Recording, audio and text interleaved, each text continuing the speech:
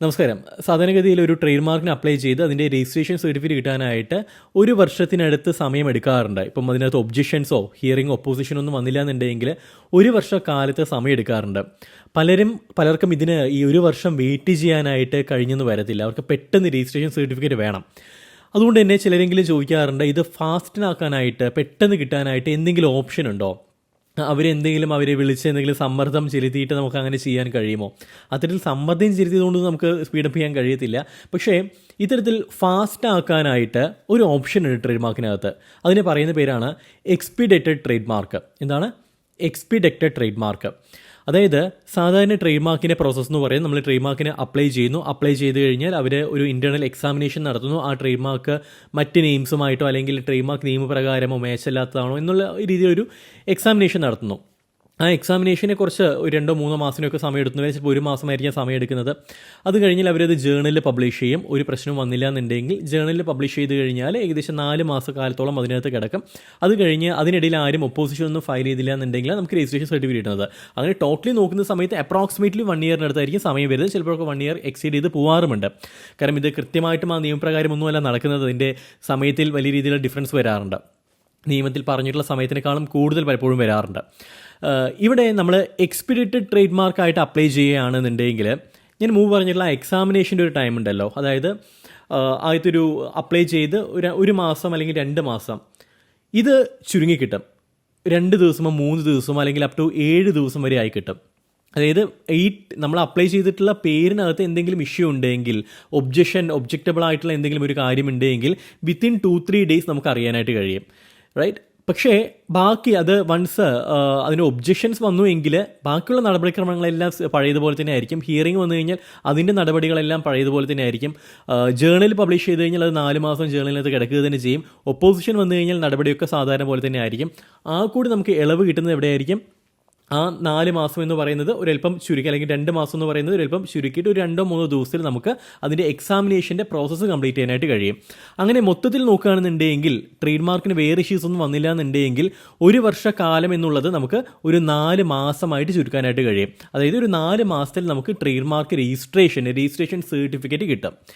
ഇനി ഇത്തരത്തിൽ ആർക്കൊക്കെയാണ് ഉചിതമാകുന്നത്? ഇത്തരത്തിലൊരു എക്സ്പീഡിറ്റഡ് ട്രേഡ് മാർക്കിന് അപ്ലൈ ചെയ്യുന്നത് ആർക്കൊക്കെ ആയിരിക്കും കുറച്ചുകൂടെ ബെനിഫിഷ്യൽ? കാരണം എല്ലാവർക്കും ബെനിഫിഷ്യൽ ആയെന്ന് വരത്തില്ല.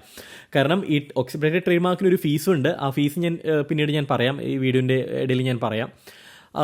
ആ ഒരു ഫീസ് വെറുതെ കളയേണ്ട ആവശ്യം വരുന്നില്ല. അപ്പോൾ ഈ ഒരു 2 മാസം അല്ലെങ്കിൽ 3 മാസത്തെ ഒരു ഇളവ് കിട്ടാനായിട്ട് അത് കളയേണ്ട ആവശ്യം വരുന്നില്ല. പക്ഷേ അത് കളയേണ്ട ചില സാഹചര്യങ്ങൾ വരുന്നുണ്ട്. ആർക്കൊക്കെയാണെന്ന് വെച്ച് കഴിഞ്ഞാൽ ലീഗലി എന്തെങ്കിലുമൊക്കെ പ്രശ്നം നേരിട്ടുകൊണ്ടിരിക്കുന്ന ട്രേഡ് മാർക്കുകൾക്ക്, കോടതിയിൽ എന്തെങ്കിലുമൊക്കെ പ്രശ്നങ്ങൾ ഫേസ് ചെയ്യുന്ന ട്രേഡ് മാർക്കിനെ സംബന്ധിച്ചിടത്തോളം അവർക്ക് ട്രേഡ് മാർക്ക് രജിസ്ട്രേഷൻ കിട്ടിയിട്ട് അടുത്ത നടപടിയിലേക്ക് കടക്കാൻ കഴിയുള്ളൂ. ഇത്തരം സാഹചര്യത്തിൽ ഈ ട്രേഡ് മാർക്കിൻ്റെ പ്രോസസ്സ് കുറച്ചുകൂടെ സ്പീഡപ്പ് ആക്കണം, കുറച്ചുകൂടെ ഫാസ്റ്റ് ആക്കേണ്ടതായിട്ട് വരും. ഇവർക്ക് ഈ എക്സ്പീഡിറ്റഡ് ട്രേഡ് മാർക്ക് ഓപ്ഷൻ എടുക്കാവുന്നതാണ്. രണ്ടാമത്തേത് ഫ്രാഞ്ചൈസീസ് ഒക്കെ തുടങ്ങുന്ന ആൾക്കാർ. അപ്പോൾ ഈ ഫ്രാഞ്ചൈസി എപ്പോഴും ഞാൻ പറയുന്നത്, ഫ്രാഞ്ചൈസിയിൽ നമുക്ക് രജിസ്ട്രേഷൻ സർട്ടിഫിക്കറ്റ് കിട്ടിയതിന് ശേഷം മാത്രമേ, ട്രേഡ് മാർക്ക് രജിസ്ട്രേഷൻ സർട്ടിഫിക്കറ്റ് കിട്ടിയതിന് ശേഷം മാത്രമേ ഫ്രാഞ്ചൈസി വിളിക്കാൻ പാടുള്ളൂ, ഫ്രാഞ്ചൈസി എഗ്രിമെൻറ്റ് സൈൻ ചെയ്യാൻ പാടുള്ളൂ, ആ ലൈസൻസ് കൊടുക്കാൻ പാടുള്ളൂ. കാരണം ഒരുപാട് ട്രേഡ് മാർക്ക് ലീഗൽ ഇഷ്യൂസ് വരാൻ സാധ്യതയുള്ളൊരു മേഖലയാണ് ഫ്രാഞ്ചൈസി ബിസിനസ്. അപ്പം എപ്പോഴും ഫ്രാഞ്ചൈസി ബിസിനസ്സിനെ സംബന്ധിച്ചിടത്തോളം ഇമീഡിയറ്റ്ലി ഫ്രാഞ്ചൈസി എഗ്രിമെൻറ്റ് കൊടുക്കണം എന്നുള്ളൊരു ആഗ്രഹം ഉണ്ടെങ്കിൽ, എന്നൊരു ലക്ഷ്യമുണ്ടെങ്കിൽ നിർബന്ധമായിട്ടും ഈ നേരത്തെ കൂട്ടി നമുക്ക് ട്രേഡ് മാർക്ക് രജിസ്ട്രേഷൻ കിട്ടണം. സോ എക്സ്പീഡിറ്റഡ് ട്രേഡ് മാർക്ക് അവർക്കും സഹായകരമാകും. മറ്റൊന്ന്, ബിസിനസ്സിൽ ഫണ്ടിങ് നോക്കുന്നവരെ സംബന്ധിച്ചിടത്തോളം എപ്പോഴും നമുക്കറിയാം ട്രേഡ് മാർക്ക് എന്ന് പറയുന്ന ഒരു വാല്യൂ ആണ്. അത് ബിസിനസ്സിന് ഒരു നല്ലൊരു വാല്യൂ, ഒരു മൂല്യം കൊടുക്കുന്നതാണ്. അപ്പം ഇത് എത്രയും പെട്ടെന്ന് കിട്ടിക്കഴിഞ്ഞാൽ, രജിസ്റ്റർ ചെയ്ത് കിട്ടിക്കഴിഞ്ഞാൽ നമുക്ക് കുറച്ചുകൂടി ഒരു നമ്മുടെ സ്ഥാപനത്തിൻ്റെ ഒരു മൂല്യം ഉയർത്താൻ കഴിയുള്ളൂ. ഇങ്ങനെ ഒരു സാഹചര്യമാണ് എന്നുണ്ടെങ്കിൽ ഫണ്ടിങ് ഒക്കെ നോക്കുന്നവരെ സംബന്ധിച്ചിടത്തോളം എത്രയും പെട്ടെന്ന് ട്രേഡ് മാർക്ക് രജിസ്ട്രേഷൻ കിട്ടിയിട്ട് നമുക്ക് ഫണ്ടിങ്ങിലേക്ക് ഇറങ്ങാം എന്ന് ആഗ്രഹിക്കുന്നവർക്ക് ഡെഫിനറ്റ്ലി ഈ എക്സ്പീഡിറ്റഡ് ട്രേഡ് മാർക്ക് വലിയ രീതിയിലുള്ള അനുഗ്രഹമായിരിക്കും ചെയ്യുന്നത്. മാത്രമല്ല വലിയൊരു തുക നിക്ഷേപമായിട്ട് നടത്തിയിട്ട് ബിസിനസ് ചെയ്യുന്നവരെ സംബന്ധിച്ചിടത്തോളം, കാരണം പെട്ടെന്ന് ബിസിനസ് ആരംഭിക്കണം, ഹ്യൂജ് എമൗണ്ട് മാർക്കറ്റിങ്ങിന് വേണ്ടി സ്പെൻഡ് ചെയ്യണം, ഹ്യൂജ് എമൗണ്ട് ഇതിൻ്റെ പാക്കിങ്ങിന് വേണ്ടി സ്പെൻഡ് ചെയ്യണം.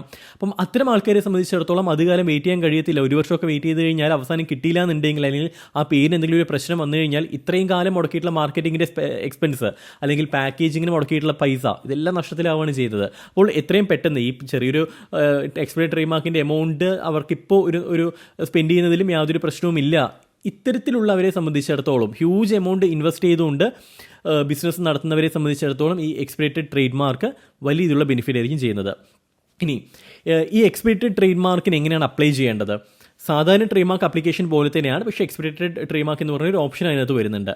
ഇതിന് ഫീസ് വരുന്നത് സാധാരണ ട്രേഡ് മാർക്ക് ആപ്ലിക്കേഷനോടൊപ്പം തന്നെ നോർമൽ ബിസിനസ് ആണെന്നുണ്ടെങ്കിൽ, അതായത് ഇൻഡിവിജ്വൽ ആണ്, MSME സർട്ടിഫിക്കറ്റ് ഉള്ള MSME രജിസ്ട്രേഷനുള്ള കമ്പനീസാണ്, പാർട്ട്ണർഷിപ്പാണ്, അല്ലെങ്കിൽ സ്റ്റാർട്ടപ്പ് ബിസിനസ് ആണെന്നുണ്ടെങ്കിൽ 20,000 രൂപയാണ് ഗവൺമെൻറ് ഫീസ് വരുന്നത്. 20,000 രൂപ പ്ലസ് സാധാരണ ട്രേഡ് മാർക്കിന് എത്രയാണോ ചാർജ് വരുന്ന എക്സ്പെൻസ് പ്ലസ് പ്രൊഫഷണൽ ഫീസ്, ആ എമൗണ്ട് ആയിരിക്കും വരുന്നത്.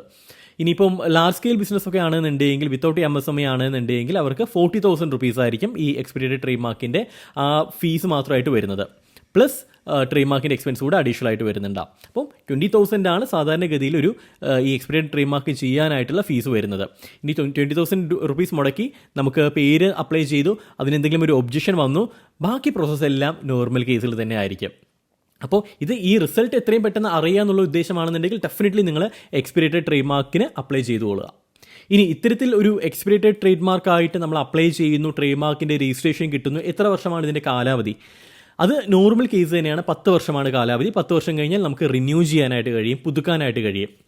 ഈ 10 വർഷം കാൽക്കുലേറ്റ് ചെയ്യുന്നത് നിങ്ങൾ എപ്പോഴാണോ ആപ്ലിക്കേഷൻ ഫയൽ ചെയ്തിട്ടുള്ളത് ആ ഡേ മുതൽ 10 വർഷമാണ്. എപ്പോഴാണോ രജിസ്ട്രേഷൻ സർട്ടിഫിക്കറ്റ് കിട്ടിയുള്ളത് ആ ഡേ മുതലല്ല, അല്ലെങ്കിൽ ആ ഇയർ മുതലല്ല. എപ്പോഴാണോ നിങ്ങൾ അപ്ലൈ ചെയ്തിട്ടുള്ളത് ആ വർഷം മുതൽ അല്ലെങ്കിൽ ആ ദിവസം മുതൽ 10 വർഷത്തേക്കാണ് കാൽക്കുലേറ്റ് ചെയ്യുന്നത്. റൈറ്റ്? അതിനുശേഷം നിങ്ങളത് റിന്യൂ ചെയ്യേണ്ടതായിട്ട് വരും, പുതുക്കേണ്ടതായിട്ട് വരും ഫീസ് കൊടുത്തുകൊണ്ട്. അപ്പോൾ വീണ്ടും ഒരു 10 വർഷത്തേക്കുള്ളിൽ നിങ്ങൾക്ക് ലഭിക്കുന്നുണ്ടാവും. ഇതിൽ ട്രേഡ് മാർക്കുമായി ബന്ധപ്പെട്ട സംശയങ്ങളുണ്ടെങ്കിൽ, ട്രേഡ് മാർക്ക് രജിസ്ട്രേഷൻ നിങ്ങൾക്ക് ചെയ്യണമെന്നുണ്ടെങ്കിൽ ഡെഫിനറ്റ്ലി ഞങ്ങളെ കണക്ട് ചെയ്യാവുന്നതാണ്. കോൺടാക്ട് ഡീറ്റെയിൽസ് എല്ലാം വീഡിയോയിലുണ്ട്.